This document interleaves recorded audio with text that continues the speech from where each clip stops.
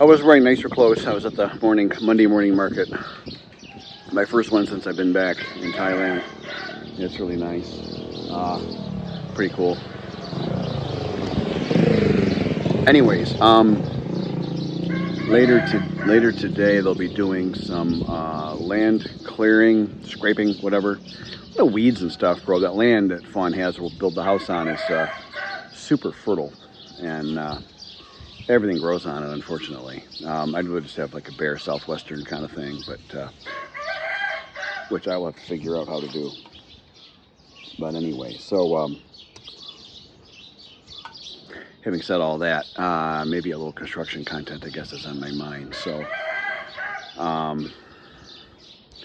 thinking about, I guess I'd do a construction overview, because it's quite different here, obviously, due to the climate and the economics. Anyways, I think Kiwi got a new rooster. He's really loud.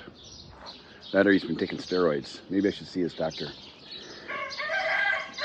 Anyways, so they do concrete construction here. They're very familiar with concrete. I was about to say really adept, and they're good and not good.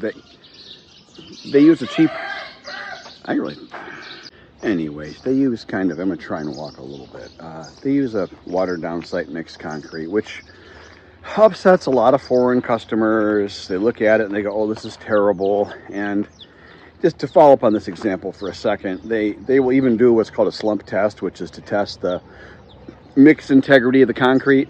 And then after the slump test, they'll show you, "Oh, look, it tests good." And then they add a ton of water. Some crews probably understand water destroys the integrity of the concrete. Some crews probably have no idea because, hey, it's water and it'll evaporate, right? But it doesn't work that way. But in the end, it doesn't really matter, because the concrete works sufficiently for the use environment here in Thailand. They have phenomenal building soils for light residential loads, which is what you'll be building with a house. If you're building a skyscraper, then I would say consult an engineer. But if you're building a one-story house like everybody else, then you're going to find that everything here is just fine, okay? And they use concrete block. The concrete block here is the same concrete block you see everywhere else. It's absolutely terrible for a hot environment like this. It absorbs heat throughout the day and then releases it conveniently for you all night while you're trying to sleep. And you'll say, "Gee, Rob, I can afford air conditioning." Yes, you can. We all can. It's very nice. We're fortunate. But sometimes you want a fresh breeze, and with that concrete block house, you're never going to have one. And I'm a breeze guy. I'm an open air, easy breezy kind of guy. I like that, and that would bother me. So they sell aerated autoclaved. The bamboo's talking.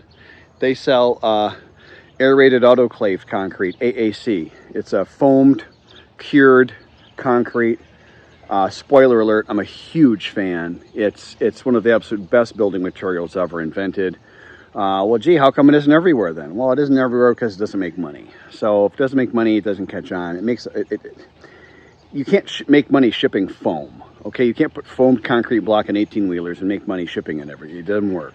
So suffice to say, the product's been marginalized in almost the rest of the entire world. But in Thailand, it's kind of found a home. It's triple the price of the concrete block here, and triple the price than something that costs almost literally dirt is still affordable for you and me. Labor is the same. Actually, it's a little bit easier. You certainly won't get upcharged for labor by switching to that. That's for sure. And simple block construction, they'll parge it and clean it up and all that. Getting a friend here. Keep moving. I don't know much about cows. You start talking about construction. I don't want the little cow follow me and the big cow gets angry or something. The big cow's got horns. No amount of martial arts is going to work against that thing. So even if it's concrete, it's poured concrete, it doesn't really matter. They do all kinds of crazy foundations here, which, technically can work. I'm going to go the floating foundation with my house. I'm voting my vote of confidence in myself with my pocketbook and my time. I'm 100% confident that's going to work. Floating foundations aren't really used here.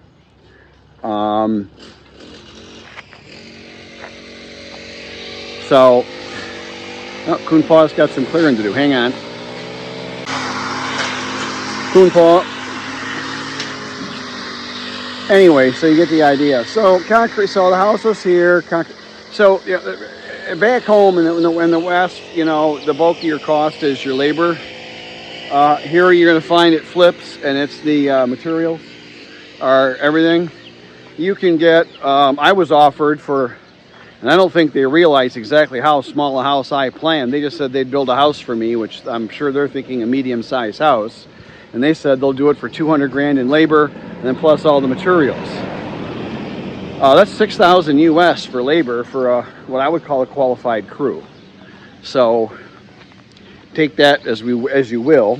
The labor is really not your problem. It's listing out all your materials. You'll find steel, concrete, all those things are relatively pricey. All those things have got a I'm going to call it a tariff baked into them. I don't know exactly what it is, but it's kind of to you and me. Do you really care what it's called? It's money you've got to pay. So anyway, so we got that. And, you know, steel, they do steel roofs. I'm a huge steel roof fan. Now they are selling, I think it's a 2-inch cured polyurethane 2-part foam clad or lined steel roof, which gives you, I'm going to say, an R6 or 7 or something, maybe better. And it's all you need here. That foam concrete is going to probably get you an R3 wall, and I bet you it's an R10 ceiling, and that's all you need. I mean, you're going to air condition. You just don't want wicking and moisture. You don't want the heat being retained and just living in a giant heat sink. It's going to suck. You're not going to like that. Your average Thai home is 15, 20 degrees Fahrenheit hotter inside than out. They're terrible. They're a thermodynamic disaster. They are meant to withstand flood. You can flood a Thai house to 3 feet high, and 2 weeks later, you'd never know. All their wiring and stuff comes in from the top. Only the plumbing comes in from underneath, and pipes don't care if they get wet on the outside. They were already wet on the inside. So that's kind of how they do it. You will find all kinds of crews. A lot of the crews are just farm workers off the farm season. That'll be your cheapest. You'll be paying 350 baht a day for that. If you find skilled people, and I'm going to put skilled in air quotes, it's not the level of skill you and I are used to, but they're 600 baht a day. That's almost 20 bucks a day for a skilled person and roughly 10 bucks a day for an unskilled or lesser skilled person. I don't really see any difference. I've worked with both. I really don't see any difference. I think if you know anything, or if your Thai girlfriend or father-in-law knows, and let me stress, anything about construction, or if you can watch a couple of YouTube videos, and I wouldn't go that far, but if you can find somebody to consult and keep an eye on things, I think you're better off managing cheap labor, because you're not going to get skilled either way. I'm sorry to say it. I know all the tricks. I know how this works. I mean engineering tricks, not people tricks. I'm not accusing anybody of anything. The construction here, as far as I see, is generally pretty honest. I've had it was an annoying experience building a Fawn's blue rental room right there, but in the end, Coon Paw stepped in, saved me a third off the construction cost that I'd estimated, and I used to estimate construction for a living, so I would have been pretty close. But Coon Paw got cheap prices, and I don't know where the hell he got this stuff, but damn, he got some deals. And he also got some really good labor, and he chipped in for free, wouldn't take a penny. So whatever. You want to find something like that, or I probably wouldn't build. If you're just going to get retailed to death, if you got a pile of money, then hey, have at it. But you'll find going to a big construction company won't help you, because all they do is hire a local small construction company, and you're back to the retired or off-season farm workers again. And you'll be thinking, oh, I paid big money. I got this. Yeah, okay. Let's just see. Did you get like gold-plated people to show up to your site? I'll bet you they're regular people like everybody else has, and they are. So I'm not saying it can't happen. You can't get some Bangkok company to ship in a pile of experts and build you an awesome house if you've got a giant big bag of money you want to spend. But generally speaking, you're going to get the same people I'm going to get, and you're just going to pay quadruple the price. There's a big markup in construction, huge inflation. It doesn't cost much to build here. Houses tend to go for way more than they're worth, way more than they cost to build. Construction people are getting very rich, as evidenced by the fact you've got multi-level marketing in place. Okay? As evidenced by the fact you've got construction companies staffing offices inside premium expensive malls showing handmade models of what they do and advertising on billboards everywhere. It's kind of like Vegas. If I'm not a gambler, but if you go to Vegas, you can see you're going to lose, right? All those buildings, somebody paid for that, right?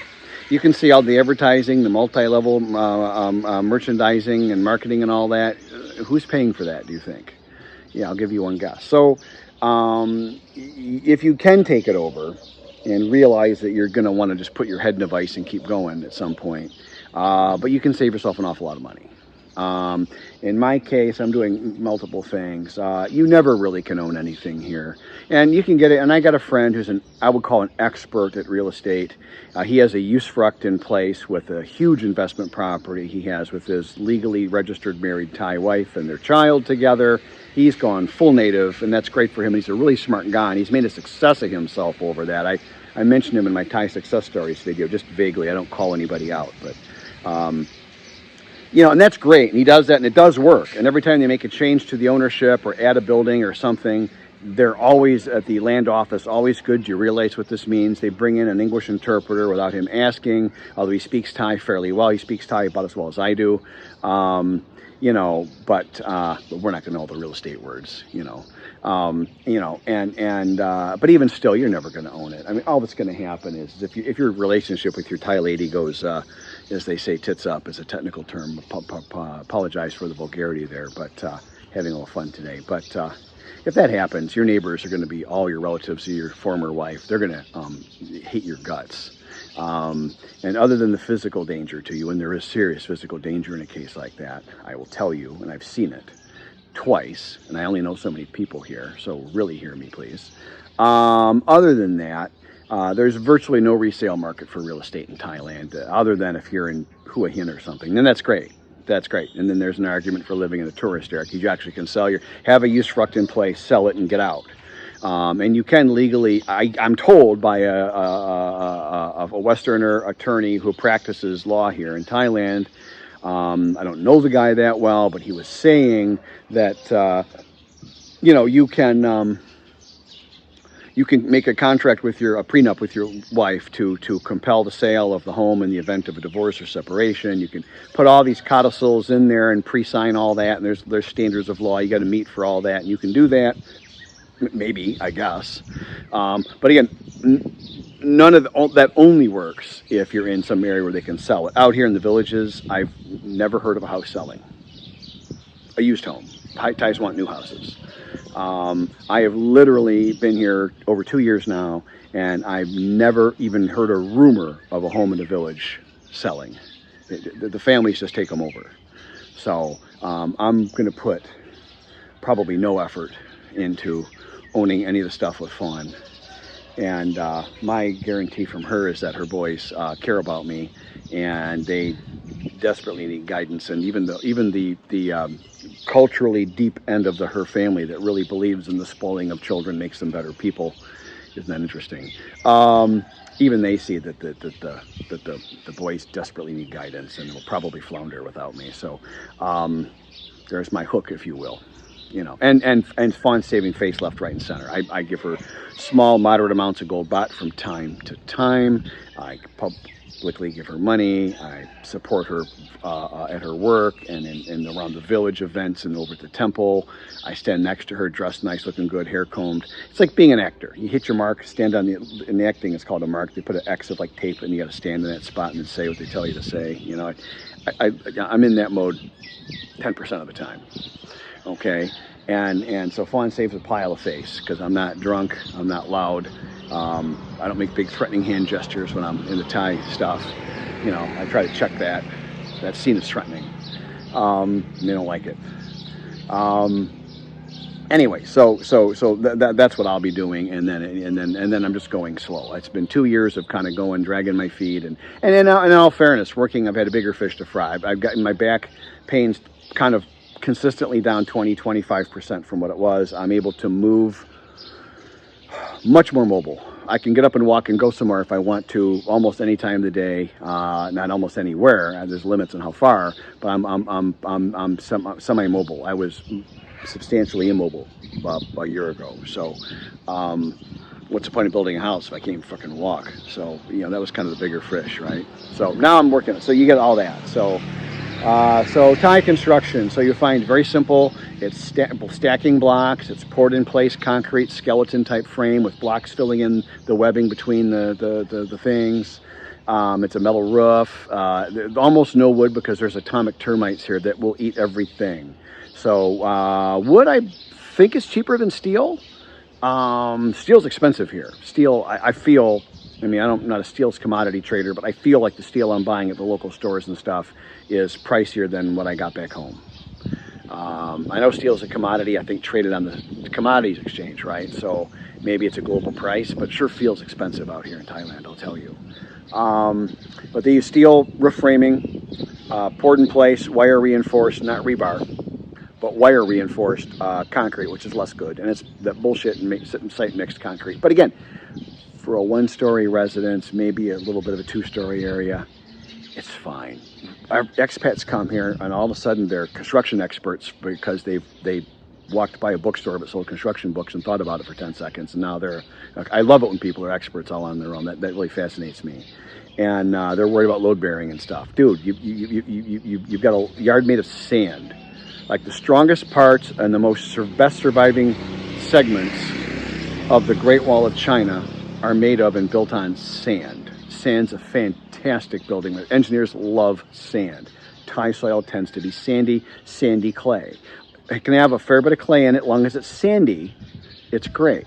And you can almost always tell by color. Light colored, you're golden. You're building a house. You're not building a mall. I mean, a mall, it's a different animal altogether. And floating foundation for me is a fancy way of saying a 4-inch concrete slab, like a driveway, like a floor in a garage. You reinforce it with wire, maybe put a little extra wire around the perimeter to kind of maybe pour what they call a thickened edge. And just it's like a good quality, you know, better than average. You put a little bit of extra thought in a concrete slab for a garage floor. And I'm going to build my whole house on that. And it's going to float on top of the sand. Where is it going? Is it going to dig its way into the ground? Is the wind going to blow? Where's it going? Please, somebody tell me. It's not going anywhere is the answer.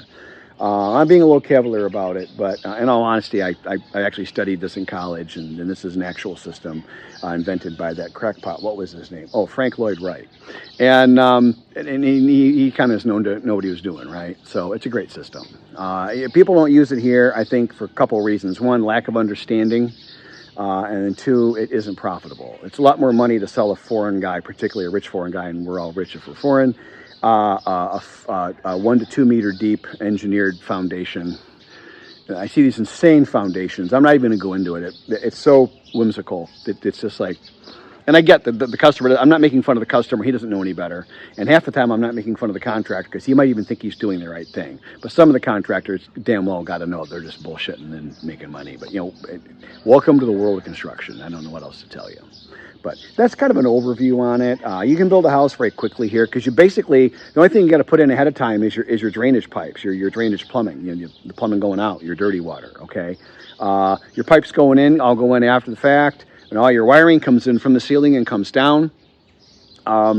So you just basically, once you get a couple of pipes in for your waste plumbing, you just start pouring concrete and you start going to town. And it's pretty easy. You can, typically Thais will build a house in 90 days, no problem. And you could build one in 3 weeks if you knew what you were doing, but you can easily build one in 90 days with farm labor here, you know, and even the self-smart foreigners who F themselves, of which I'm thinking of one person in particular, a guy around here that nobody likes. Sorry. You know, he made his house take almost a year to build, but that's all. He did that. He one of those guys that, I think he read one book on construction, all of a sudden he was an expert. He was telling me about foundations. I'm like, oh, okay, cool. Good luck. What am I going to say? Am I the adjudicator of all foundations on this planet? Last I checked, I retired. Anyway, so that's that. Despite the attitude on some of that stuff, I'm passionate about construction, but I'm in a good mood. Great day. A lot of fun at the Monday market. Great day with Fawn. She's been loving all over me since I've been back. It's great. Having a beautiful young woman loving all over you is a rather pleasant thing. I give that 5 stars. Highly recommend. A bitter ex-wife, I 1 star. Don't recommend. So there's that. All right. Bye. My favorite snack is this tongue garden thing, which is like gold garden, which is weird because the first word is Thai and the second word is English. Here we are. I think we look cute together in a little matching shirt, so they wanted our picture for their line account, the chat thing line, so it's kind of fun. I don't want a steak though. I gotta find food. All right. Oh man, we're at the Centron Plaza, and it's a cute little shop, and they got they don't have a lot of sandwiches here, so she's got the sandwich rolls, and I'll turn the camera around. There. It's really pretty. Oh, here. Speaking of pretty things. But the desserts are really cute. This stuff's all super tasty. You can like die here or be overeating. It's crazy. The food is so good. And look at all that. Jeez, it's ridiculous. My name is Rob, and thank you for supporting my YouTube channel. I meant every word I just said with respect.